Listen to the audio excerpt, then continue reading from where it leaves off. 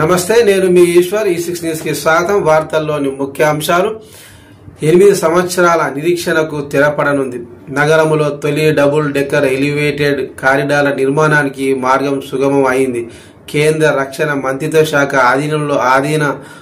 ఆధీనంలో పాలన కొనసాగిస్తున్న కంటోన్మెంట్ బోర్డు కారిడార్ల నిర్మాణానికి ఇప్పటికే ఆమోద ముద్ర వేసిన విషయం తెలిసిందే.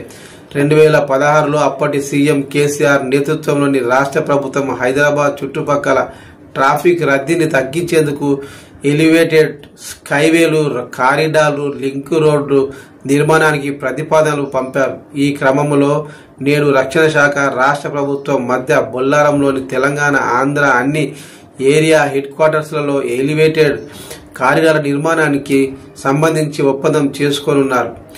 అయితే ఈ ప్రాజెక్టులకు ప్రభుత్వ స్థలాలతో పాటు సికింద్రాబాద్ కంటోన్మెంట్, హకీంపేట ప్రాంతాల్లోని మొత్తం 138 ఎకరాల రక్షణ శాఖ భూములు అవసరమవుతున్నాయి.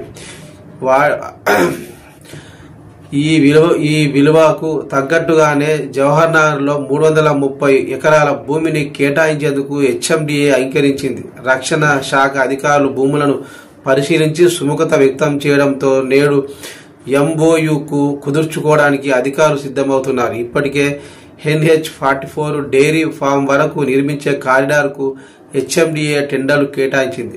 భూముల బదలాయింపు పూర్తి అయిన వెంటనే SH01 శామర్పేట కారిడార్కు కూడా టెండర్ పిలువనున్నారు. చెట్లను ట్రాన్స్లోకేటెడ్ చేసేందుకు హెచ్ఎండిఏ సిద్ధం చేసింది. మరో 3298 చెట్లను తొలగించనున్నారు. పర్యావరణ పరిరక్షణకు ప్రాధాన్యత ఇస్తూనే అభివృద్ధి పనులను ముందుకు తీసుకెళ్లేందుకు ప్రభుత్వం ప్రయత్నం చేస్తోంది.